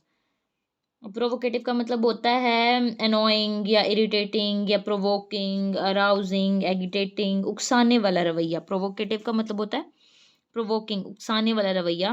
Provocative terms as enemies, as subversives and even as terrorist. These attacks can be consequential. Consequential कहते हैं following as a result or effect, जिसका कोई result हो, consequent, उसको कहते हैं consequential. If the general publics come to share the demagogue's views, it becomes easier for him to take strict action against his opponents. अगर public, जाहिर है public डेमागॉग्स के साथ होगी, उसके व्यूज़ से वो करेगी, उसके साथ होगी, तो उसके लिए आसान हो जाएगा स्ट्रिक्ट एक्शन लेना अगेंस्ट हिज अपोनेंट्स, ठीक है। This often has a boomerang effect. अब बूमरैंग इफेक्ट किसको कहते हैं? बूमरैंग इफेक्ट ये एक टर्म है सोशल साइकोलॉजी में, ये सोशल साइकोलॉजी है एक किस्म की, इसको कहते हैं। बूमरैंग इफेक्ट का मतलब होता है, सॉरी फॉर ये कि स्क्रीन बहुत ज़्यादा हिल रही है क्योंकि मैं इसको एक जगह पे फिक्स नहीं कर पा रही। अच्छा, खैर, बूमरैंग इफेक्ट का मतलब होता है कि किसी चीज़ के बारे में अगर हम किसी इंसान को रोकें और उसको पता भी हो कि इसमें मेरा नुकसान है या कुछ, लेकिन फिर भी वो चीज़ वो इंसान करेगा, तो इसको कहते हैं बूमरैंग इफ़ेक्ट। यानी अगर मैं किसी इंसान को कहूँ कि डोंट लुक बिहाइंड, तो हमारा और ज़्यादा दिल करेगा कि हम पीछे देखें। तो इसको कहते हैं सोशल साइकोलॉजी, बूमरैंग इफेक्ट इसको कहते हैं, ठीक है। इस तरह का ये एक सोशल साइकोलॉजी है। If say the media feels that its freedom is in danger, अगर मीडिया को लगे कि उसकी फ्रीडम डेंजर में है, it may abandon restraint and professional standards in a desperate effort to weaken the regime. फिर ये कुछ भी इस तरह के कदम ले सकती है, restraint and professional standards in a desperate effort to weaken the regime, ठीक है। And the opposition may conclude that for the greater good of the country the government must be remove through extreme measures, impeachment, mass protest and even unconstitutional means such as coup. Coup का मैंने आपको बताया था ना कि military का active हो जाना, तो इसको कहते हैं मिलिट्री कोप। और अनकॉन्स्टिट्यूशनल मीन्स के कॉन्स्टिट्यूशन के अकॉर्डिंग ना चलना। हर मुल्क का कोई कॉन्स्टिट्यूशन होता है, जब आप उसके अकॉर्डिंग ना कोई एक्ट करें तो उसको अनकॉन्स्टिट्यूशनल मीन्स कह देंगे। मैस प्रोटेस्ट यानी ये जो प्रोटेस्ट्स करना, हड़तालें वगैरह करना, इसको कहते हैं। और इम्पीचमेंट कहते हैं is a process of bringing charges against government officials for doing something wrong, okay. इसका मतलब होता है इम्पीचमेंट। अब आपको ये चीज़ समझ आ गई होगी। तो इन सब चीज़ें जब ये सब कुछ होता है किसी भी सोसाइटी में, तो इसका मतलब होता है कि डेमोक्रेसी ख़त्म हो रही है, डेमोक्रेसी अब इस मुल्क में नहीं रहेगी। तो ये हो रहा है, हर जगह हर मुल्क में हो रहा है। ऑल्दो ये इम्परसेप्टिबल नहीं है, यानी हम डिटेक्ट नहीं कर सकते, लेकिन ये हो रहा है, हम कह नहीं सकते। लेकिन अब बहुत सारे मुल्क हैं, आप खुद भी देख सकते हैं। अब आप ये बुक पढ़ने के बाद, ये चैप्टर पढ़ने के बाद आपको खुद अब आप इतने काबिल हो जाएंगे कि आपको खुद आप देख सकते हैं कि कहाँ पे डेमोक्रेसी ख़त्म हो रही है और कैसे ख़त्म हो रही है। तो आप इतने काबिल हो जाएंगे इंशाल्लाह। अब हमारी नेक्स्ट हेडिंग है इलेक्टेड अथॉरिटेरियंस कंसोलिडेट। अब इलेक्टेड अथॉरिटेरियंस मैंने आपको बताया डिक्टेरियंस होते हैं, जो अथॉरिटेरियन यानी एक ही अथॉरिटी, एक ही इंसान के पास सारी अथॉरिटी होती है, उसको कहते हैं अथॉरिटेरियन। कंसोलिडेट पावर, कंसोलिडेट कहते हैं मेक समथिंग फिजिकली स्ट्रोंगर और मोर सॉलिड, ठीक है।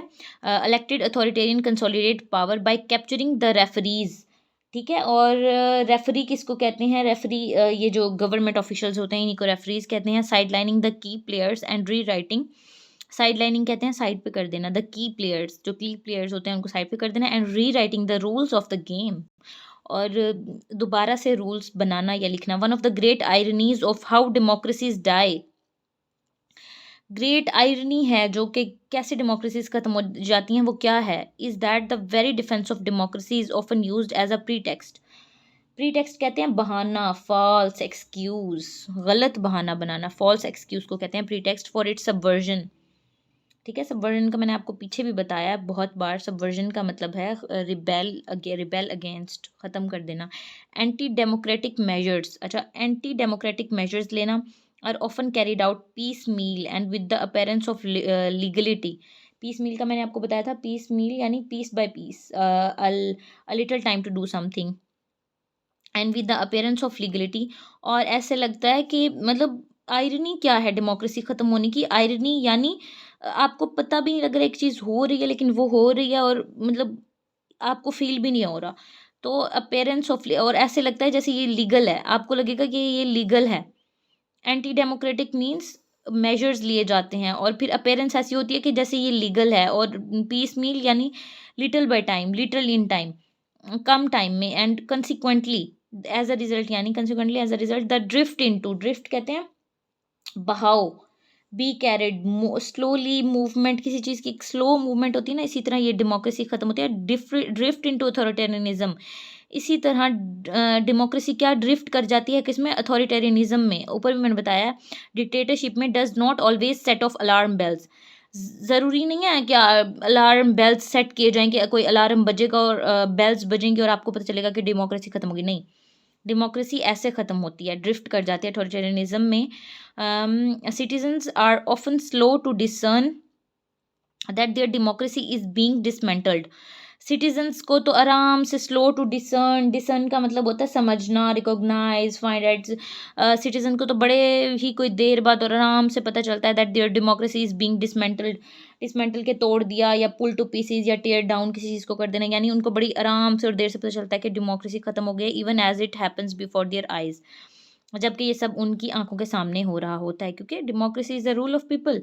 Elections continue to be held, elections भी होते रहते हैं। Opposition politicians still sit in Congress, opposite जो अपोजिशन में जो लीडर्स बैठते हैं, पॉलिटिशियंस बैठते हैं, वो स्टिल कांग्रेस में बैठते हैं, independent newspaper still circulate, each individual step seems minor, हर इंडिविजुअल स्टेप जो है आपको अभी भी माइनर सा लगेगा, none appears to truly threaten democracy, यानी none appears to truly threaten democracy, कोई भी ऐसा नहीं आपको लगेगा कि कोई एक बंदा है जो डेमोक्रेसी को थ्रेट कर रहा है या ख़त्म कर रहा है, इसलिए आप कुछ कर ही नहीं सकेंगे। ये बात है कि ये एक आयरनी है बहुत बड़ी कि कैसे डेमोक्रेसी ख़त्म हो जाती है। अब हम नेक्स्ट पेज पे आ जाते हैं 5 से 6 पे।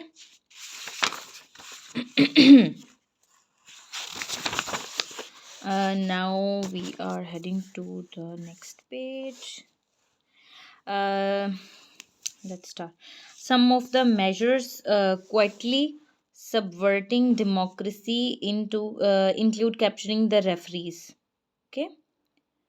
Some of the measures quietly subverting, कुछ ऐसे measures जो कि quietly subvert हो रहे हैं democracy, including capturing the referees मैंने आपको कहा था गवर्नमेंट ऑफिशियल्स होते हैं। रेफरीज में आपकी गवर्नमेंट ऑफिशियल्स भी आ सकते हैं, आपकी कोर्ट भी आ सकता है, आपकी जुडिशरी भी आ सकती है। बाइंग ऑफ और इनफेबलिंग अपोनेंट्स, बाइंग ऑफ यानी क्या, या तो ख़रीद लेते हैं उनको रेफरीज को, या फिर इनफीबलिंग अपोनेंट्स। इनफीबलिंग का क्या मतलब होता है? इनफीबलिंग का मतलब होता है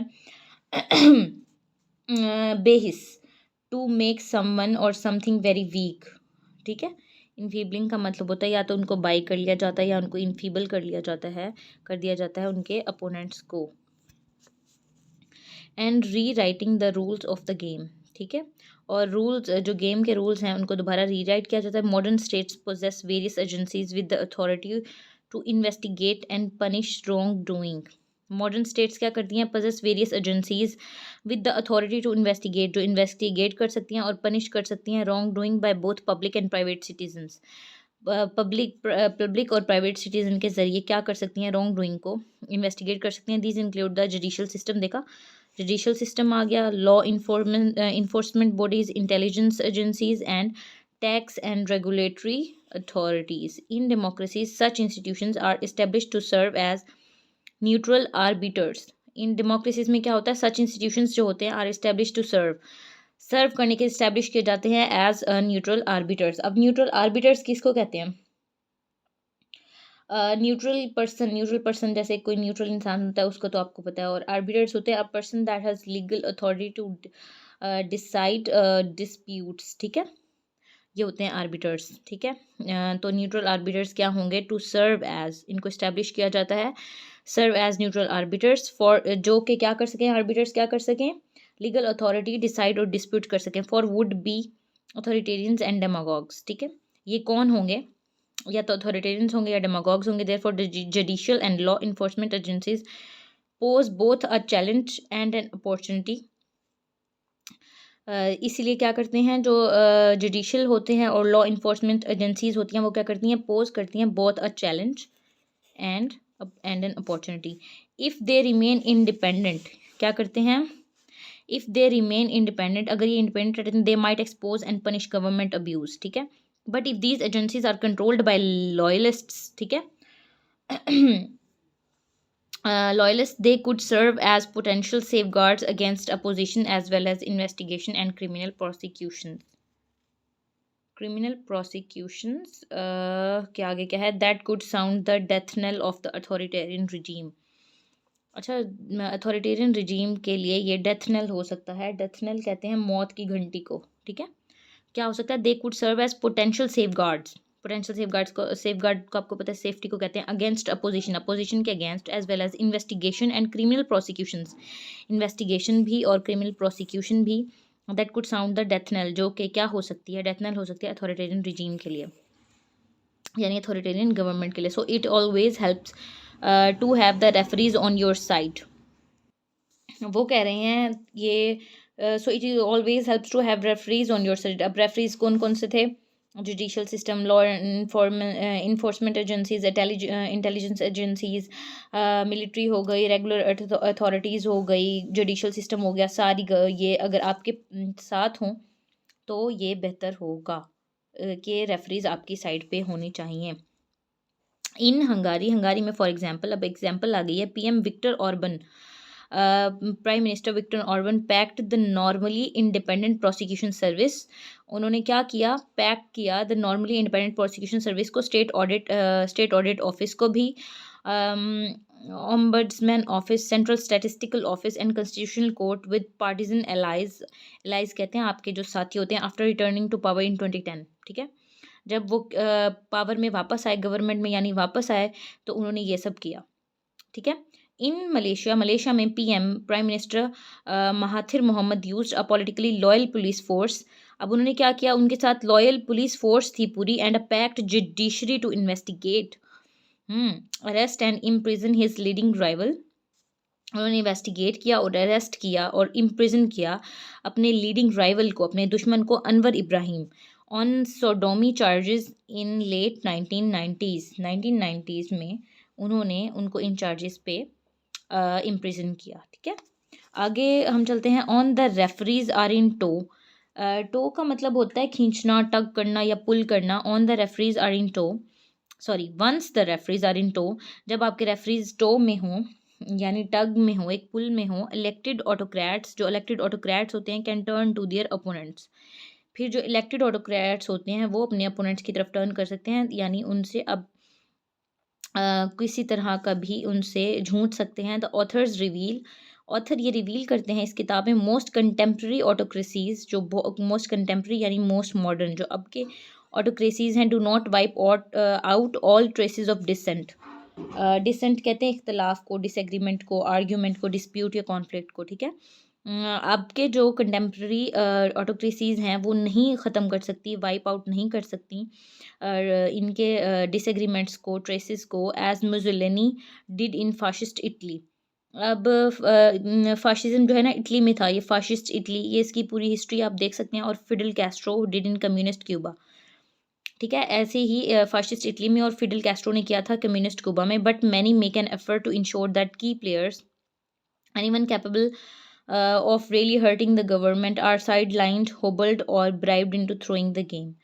साइडलाइंड होता है कि साइड कर देना किसी को। होबल्ड का मतलब होता है साइडलाइन का मतलब होता है मेड टू सीम अनइम्पोर्टेंट या unnoticed, not included in what people are doing. ठीक है, और होबल्ड का मतलब होता है रोका हुआ, मूव अलोंग विद डिफ़िकल्टी, मतलब आगे बढ़ना लेकिन मुश्किल के साथ। ठीक है, अब की opposition players might include politicians, जो की अपोजिशन है, प्लेयर्स हैं, माइट इंक्लूड पॉलिटिशियंस, उसमें पॉलिटिशियंस हो सकते हैं, बिजनेस लीडर्स हो सकते हैं, who finance the opposition leaders, जो कि अपोजिशन लीडर्स को फाइनेंस करते हैं, पैसा देते हैं। मीडिया आउटलेट्स हैं, एंड इन सम, अब मीडिया आउटलेट्स कौन सी चीज़ें होती है, न्यूज़पेपर, मीडिया आउटलेट्स में newspaper, magazines, radios, television and websites. ठीक है, and in some cases religious and civil society groups who enjoy sound public moral standing।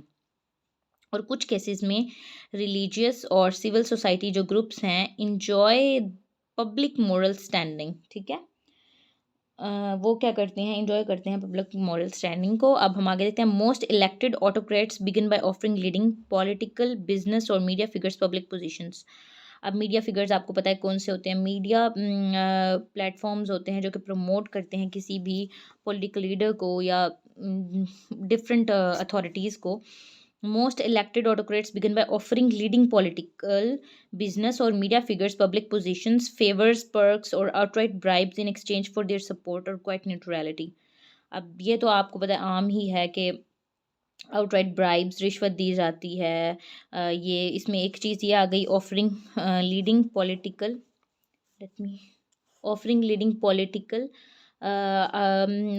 Business और media figures public positions, favours ली जाती हैं, पर्क्स और outright bribes in exchange for their support और quiet neutrality. ठीक है, cooperative media outlets. अब media outlets यही जो मैंने आपको बताया, मीडिया आउटलेट्स में क्या क्या चीज़ें आती हैं, न्यूज़पेपर्स, मैगजीन्स, रेडियोज़, ये सब किसी भी पॉलिटिकल लीडर को हेल्प करती हैं आगे बढ़ने में। May gain privileged access. ठीक है, इनको प्रिविलेज्ड एक्सेस मिलता है to the high ups in the government, while friendly business executives में, और फ्रेंडली बिजनेस एग्जेक्टिव भी होते हैं जो कि हेल्प करते हैं। मे रिसीव प्रॉफिटेबल कंसेशंस। ठीक है, इनको कंसेशंस दिए जाते हैं, प्रॉफिटेबल कंसेशंस और गवर्नमेंट कॉन्ट्रैक्ट्स। ठीक है,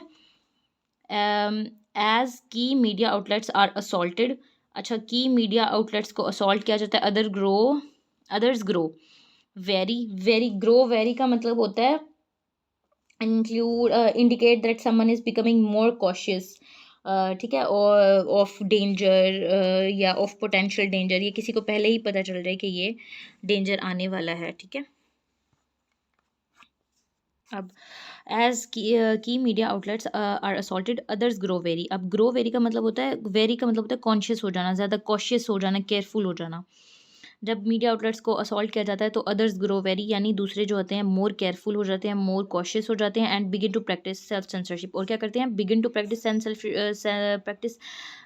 सेंसरशिप का मतलब होता है कि अपना मुंह बंद कर लेना, सेल्फ सेंसरशिप क्वाइट हो जाना, to be quiet, self censorship अपने ऊपर हर तरह की सेंसरशिप लगा देना, क्योंकि उस वक्त यही बेहतर होता है। When Hugo Chavez stepped up its attacks on media, in जब 2000 में ह्यूगो शावेज ने मीडिया ने उन पर अटैक किया, one of the country's largest television networks Venezuelan decided to stop covering politics, देखा, जो मतलब उस कंट्री का, वेनेजुएला का सबसे बड़ा टेलीविजन नेटवर्क है वेनेशन, उसने क्या किया, decided to stop covering politics, ठीक है।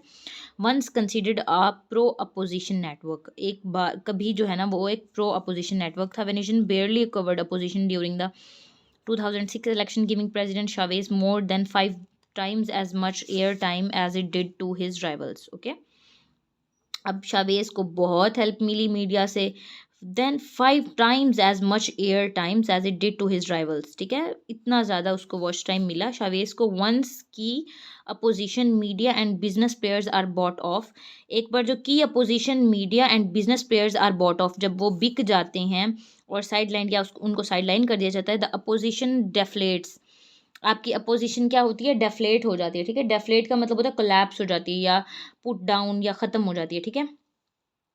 The government wins without necessarily breaking any laws और रूल्स, गवर्नमेंट क्या होती है, जीत जाती है फिर without necessarily breaking any laws, कोई उसको ज़रूरत नहीं पड़ती लॉज ब्रेक करने की या रूल्स ब्रेक करने की, ठीक है।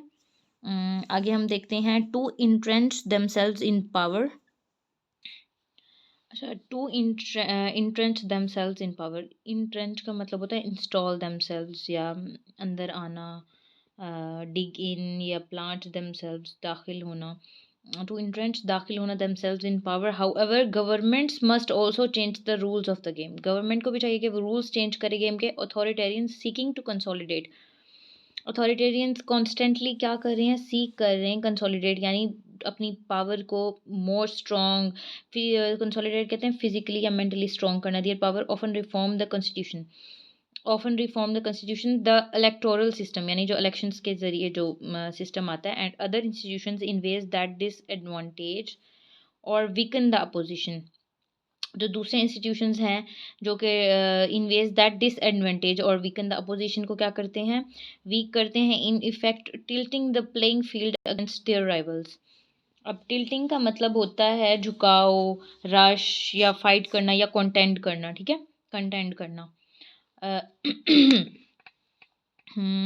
The playing field against their rivals, the authors warn, author क्या करता है, वार्न करता है, these reforms are often carried out under the guise of some public good, these reforms क्या की जाती हैं, कैरिड आउट की जाती हैं, बनाई जाती हैं, जैसे पब्लिक पॉलिसीज़ बनाई जाती हैं under the guise of some public good.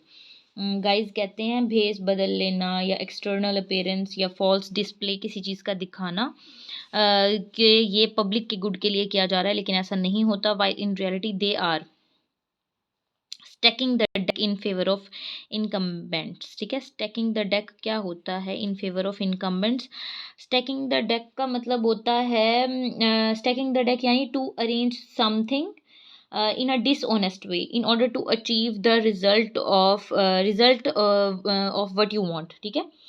ये होता है स्टैकिंग द डेक, ये एक ईडियम है, आप इसको देख लें। स्टैकिंग द डेक का ये मतलब होता है in favour of incumbents, incumbents का मतलब होता है जिम्मेदार होना, होल्डर होना, किसी चीज़ का बेयरर होना या किसी चीज़ का ऑफिशियल्स, इनकम्बेंट्स कहते हैं ऑफिशियल्स को, ठीक है, गवर्नमेंट ऑफिशियल्स को, जो कि किसी चीज़ के ज़िम्मेदार होते हैं, बिकॉज वो अपनी गवर्नमेंट के ज़िम्मेदार होते हैं ना, इनकम्बेंट्स ऑफिशियल्स या officers, and because they involve legal and even constitutional changes, क्योंकि वो इन्वॉल्व होते हैं लीगल और कॉन्स्टिट्यूशनल चेंजेस में, दे मे अलाउ ऑटोक्रेट्स, वो ऑटोक्रेट्स को अलाउ करते हैं to lock in this advantages, कि वो इन एडवांटेजेस को ले लें, लॉक इन कर लें अपने अंदर for years and even decades, ठीक है, सालों और सदियों के लिए. The authors cite the example of the Orban government which after winning majority in 2010 rewrote the constitution and electoral laws, constitution दोबारा लिखा, इलेक्टोरल लॉज दोबारा लिखे, to lock in its advantage. इसका फ़ायदा उठाने के लिए it adopted new majoritarian electoral rules that favoured the largest party Fidesz, एक पॉलिटिकल पार्टी है, and gerrymandered the country's electoral. Gerrymandered का मतलब होता है मैनिपुलेट करना बाउंड्रीज को, ऑफ इलेक्टोरल मतलब कॉन्स्टिट्यूशन को, या so as to favour one party और क्लास. गैरी मैंडेट का मतलब होता है किसी एक पार्टी को फेवर करना, जैसे फिडेस की बात हो रही है. The country's electoral districts to maximise the number of seats it would win, ठीक है, कि किसी एक पार्टी को फेवर करना ताकि वही जो है ना सारी सीट्स जीते, जैसे वोट दिलवाते हैं किसी एक सीट को कि वो जीत जाए. Finally it band campaign advertising in private media, limiting television campaigns to the public broadcast station. Finally सबको क्या कर दिया, बैन कर दिया, which was run by Fidesz loyalist, ठीक है, जो कि इसी एक फिडेस लॉयलिस्ट उसको क्या कर रहे थे, चला रहे थे. The effect of these new institutional advantages was evident in 2014 parliamentary election, ठीक है, एविडेंट है, सबके सामने है. Despite the fact that Fidesz share of the vote fell markedly from 53% in 2010 to 44.5% in 2014. The ruling party managed to preserve its two-thirds majority. जो ruling party है उसने manage किया प्रिजर्व महफूज करने में 2/3 मेजॉरिटी में. नाउ हमारी लास्ट हेडिंग, उसके बाद हमारी ये पूरी हो जाएगी. Look at this, this is the last page and this is the last paragraph left, and now we are heading to this heading. Successful gatekeeping, let me zoom. Successful gatekeeping can keep anti democratic forces at bay. अच्छा, gate keeping किसको कहते हैं? Gate keeping का मतलब होता है, let me tell you, gatekeeping means of activity of controlling and limiting general access to something, ठीक है, एक एक्टिविटी होती है जिसमें किसी चीज़ को कंट्रोल किया जाता है या लिमिट किया जाता है, जनरल एक्सेस टू समथिंग, ठीक है. Can keep anti democratic forces at bay. अब वो क्या कह रहे हैं कि जो सक्सेसफुल गेट कीपिंग होती है उसका ये फ़ायदा होता है कि वो कीप एंटी डेमोक्रेटिक फोर्सेस, जो एंटी डेमोक्रेटिक फोर्सेस हैं उनको एट बे रखती है. एट बे का क्या मतलब है? अच्छा, बे का मतलब होता है क्लोज रखना, ठीक है. फोर्सेस एट बे यानी closer, to prevent forces from moving closer. जैसे फोर्सेस को कंट्रोल करना कि वो आपके करीब दुश्मन आपके करीब ना आ सके, ठीक है.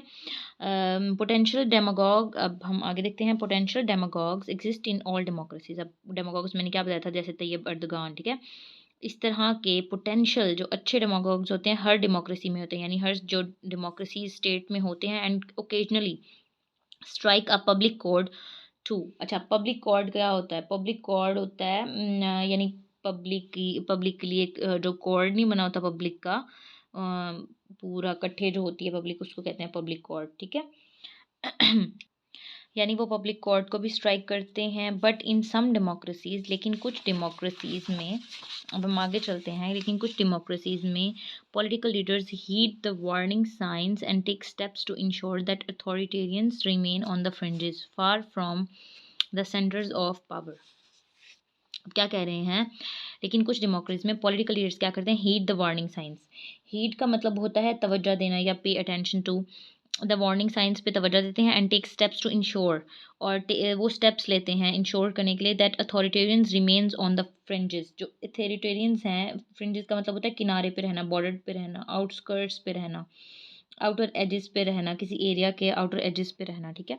तो वो उनको क्या करते हैं, अथॉरिटेरियंस को फ्रिंजेस पे ही, आउटर एजेस पे ही रखते हैं. फार from the centres of power, power centres से दूर. When faced with the rise of extremists और डेमागॉग्स, जब उनका सामना होता है एक्सट्रीमिस्ट से या डेमागॉग से, they make a concerted effort to isolate and defeat them. वो अपनी पूरी कोशिश करते हैं कि वो उनको आइसोलेट कर दें, या तो सेग्रीगेट कर दें, या डिफीट हरा दें। Although mass response to extremist appeals matter, हत्ता के जो मैस रिस्पॉन्स है एक्सट्रीमिस्ट से अपील्स मैटर करता, उसकी जो अपील है वो मैटर करती है, but matter more is whether political elites, या तो पॉलिटिकल इलीट्स मैटर करते हैं, specially parties serve as filters, जो पार्टीज़ हैं इस टाइम पे वो क्या करती हैं, सर्व एज अ फिल्टर सर्व करती हैं, ठीक है। और put simply political parties serve as democracies gate keepers, क्या करती हैं, अगर हम इसको सिंपल यानी पुट सिंपली सिंपल तरीके से कहें तो political parties serve as democracies gate keepers, political party क्या करते हैं, डेमोक्रेसी के गेट कीपर्स काम करती हैं। गेट कीपिंग का मैंने पीछे आपको बताया, activity of controlling and limiting general access to something, ठीक है। आगे हम देखते हैं, प्रो डेमोक्रेसी पार्टीज में इंगेज इन गेट कीपिंग। अब प्रो डेमोक्रेसी पार्टीज जो होती हैं में engage in gate keeping in several ways, बहुत सारे वेज में देखते हैं हम। फर्स्ट पहला क्या है, they can keep would be authoritarians, would be authoritarians यानी जो अथॉरिटेरियंस बनने वाले हैं, बनेंगे, they can keep would be authoritarians off party ballots at election time. क्या करती हैं ऐसी पार्टीज, प्रोफेशनल यानी प्रोफेशनल डेमोक्रेसी पार्टीज जो होती हैं, जिन्होंने जो अथॉरिटेरियंस होते हैं यानी जिन्होंने बनना होता है कंट्री का अथॉरिटेरियन, वो क्या करते हैं, of party ballots at election time. Party ballots मैंने आपको दिखाया था, वो जो वोट का डब्बा, वोट होता है, वोट का डब्बा उसको कहते हैं बैलेट, ठीक है। एट इलेक्शन टाइम, इलेक्शन के टाइम पे वो ज़्यादा से आपने देखा होगा जब इलेक्शन होने वाले होते हैं तो कम से कम या तो दिखाई देते हैं अथॉरिटेरियंस, या जिन्होंने रूल में आना होता है, या उनके बारे में अच्छी से अच्छी चीज़ें ही दिखाई जाती हैं, तो ये करती हैं प्रो डेमोक्रेसी पार्टीज़। और this requires resisting the temptation to nominate these extremist for higher offices even when they can potentially deliver votes.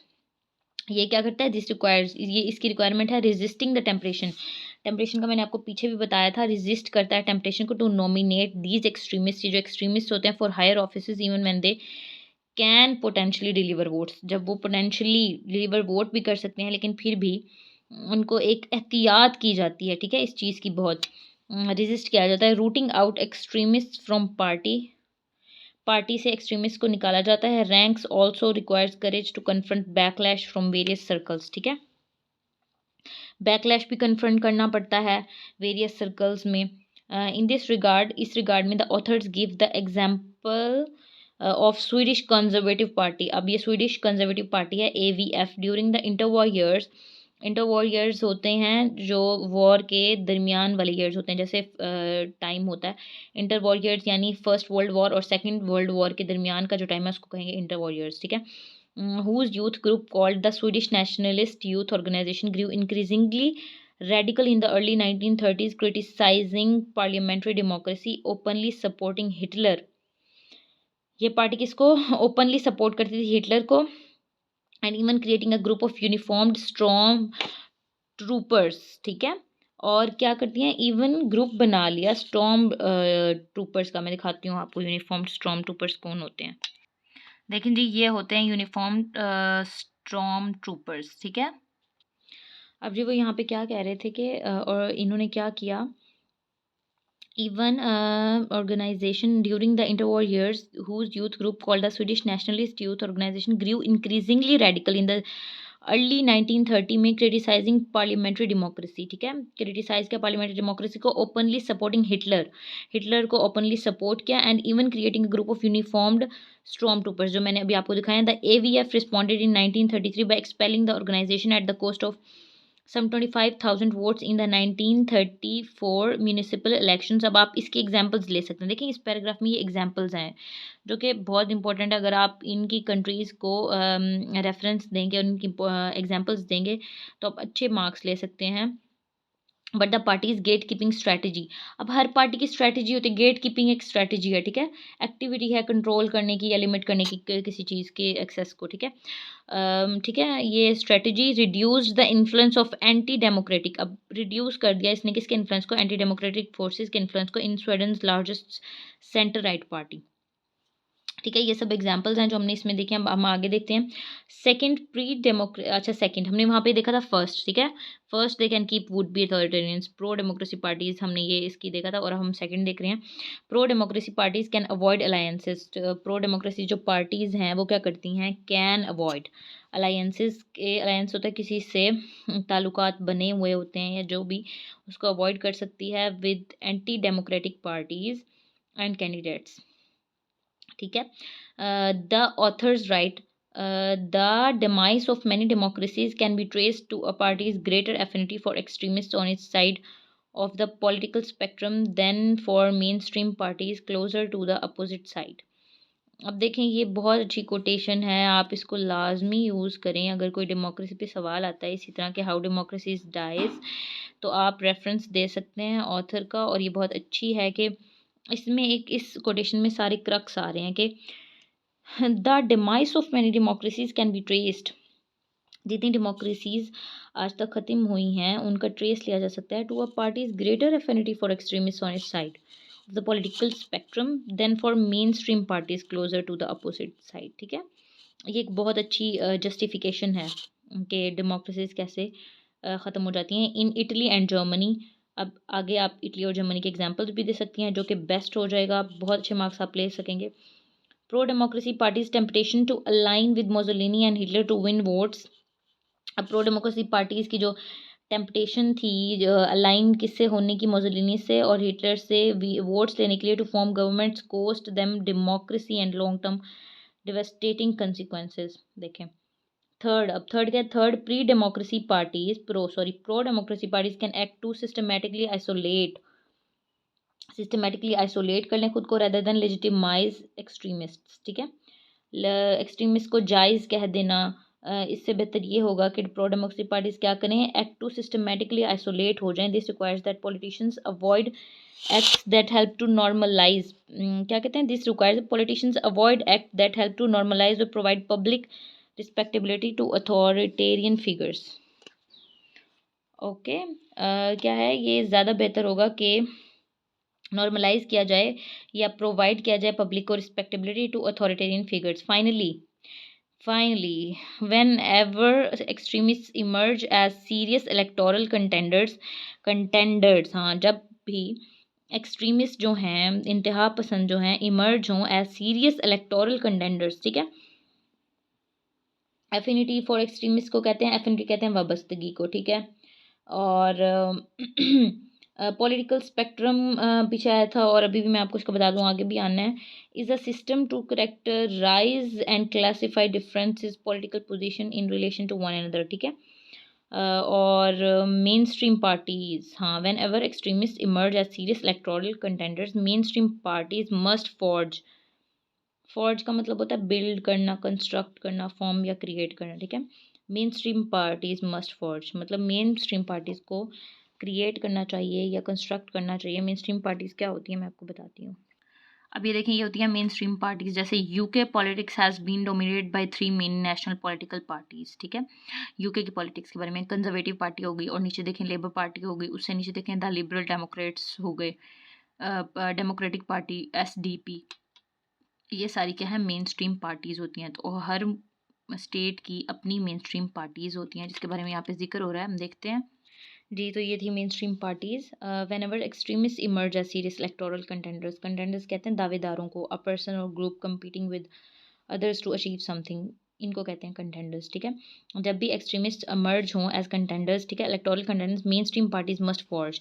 अभी मैंने आपको बताया मेन स्ट्रीम पार्टीज़ कौन सी होती हैं, किसी भी स्टेट की जो मेन स्ट्रीम पार्टीज़ होती हैं मस्ट फॉर्ज यानी must create a united front to defeat them. United front जो एक सब मिल के, यूनाइटेड फ्रंट होता है कि एक अलग फोर्स, एक जो इकट्ठी फोर्स होती है वो उनको बन के ना उनको हराना चाहिए in normal circumstances. This is almost unimaginable, normal ये तो अनइमेजिनेबल है ना, as it means picturing Democrats campaigning for, Democrats क्या करते हैं, कंपेन्स बनाते हैं for a Republican candidate, Republican का जो कैंडिडेट होता है और vice versa in the US। जैसे US में each parties followers would be infuriated होता है कि गुस्से में आ जाना, तैश में आ जाना, एक्सट्रीमली एंगर्ड और impatient, at the seeming betrayal of principles and trust, ठीक है। But in extraordinary times, लेकिन एक्स्ट्रा ऑर्डिनरी टाइम्स में हम देखेंगे courageous party leadership means putting democracy and the country before party and conveying to voters what is actually at stake, ठीक है। Voters को actual में बताना कि एट स्टेक यानी एट एज या एट रिस्क क्या चीज़ है। करेजियस जो पार्टी होती है, leadership means putting democracy and the country, democracy को और कंट्री को बिफोर पार्टी एंड पार्टी के मतलब उनको बताना, उनको कन्वे करना वोटर्स को सही से कि हमारा कंट्री एक्चुअली कौन सी स्टेट या कौन सी स्टेक और कौन सी पोजीशन पे है या किस रिस्क पे है जिसके लिए हमें ये एक्शन लेना चाहिए। एज पर द ऑथर्स के मुताबिक although many factors contributed to Donald Trump's stunning political success, his rise to presidency is in good measure a story of ineffective gatekeeping. Ineffective gatekeeping की party gatekeepers failed at three key junctures. Key junctures हम देखते हैं कि कौन से है key junctures, the invisible primary, the primaries and the general elections, ठीक है। इनविजिबल प्राइमरी एक तो the primaries and the general elections, when a party और politician that test the positive on our litmus test emerges, जब एक party और politician क्या करता है, test positive on our litmus test emerges, united democratic fronts can prevent them from, united जो democratic fronts होते हैं कैन प्रिवेंट, उनको प्रिवेंट कर सकते हैं फ्रॉम विनिंग, जीतने से रोक सकते हैं, which can mean saving democracy, जिसका मतलब होता है कि डेमोक्रेसी बचाना, ठीक है। मैं उम्मीद करती हूँ आपको समझ आ गया होगा। अब ये हमने पूरी बुक जो है 4 सफ़ों में समझ ली है। आई होप ये आपको बहुत हेल्प करेगी, आपको समझ आई होगी। अब आप इसको इस बुक से मैंने आपको पढ़ाया है। जो बच्चे ये बुक नहीं ख़रीद सकते या अफोर्ड नहीं कर सकते तो आप इस वीडियो को देखें, सब्सक्राइब करें, लाइक करें और शेयर करें। और जिस भी बुक का इसी में से या और भी आप किस बुक का चाहते हैं कि मैं इसी तरह रिव्यू करूं शॉर्ट, तो ये थोड़ी सी लंबी हो गई है वीडियो क्योंकि मैंने आपको लाइन बाय लाइन पढ़ाया जो कि आपको यूट्यूब पे कहीं भी नहीं मिलेगा। तो आप इससे इस्तेफ़ादा हासिल करें, हेल्प लें। और जो जिस बुक का भी आप इसी तरह चाहते हैं कि मैं शॉर्ट रिव्यू करूँ तो आप मुझे कमेंट्स में बता दें। Thank you.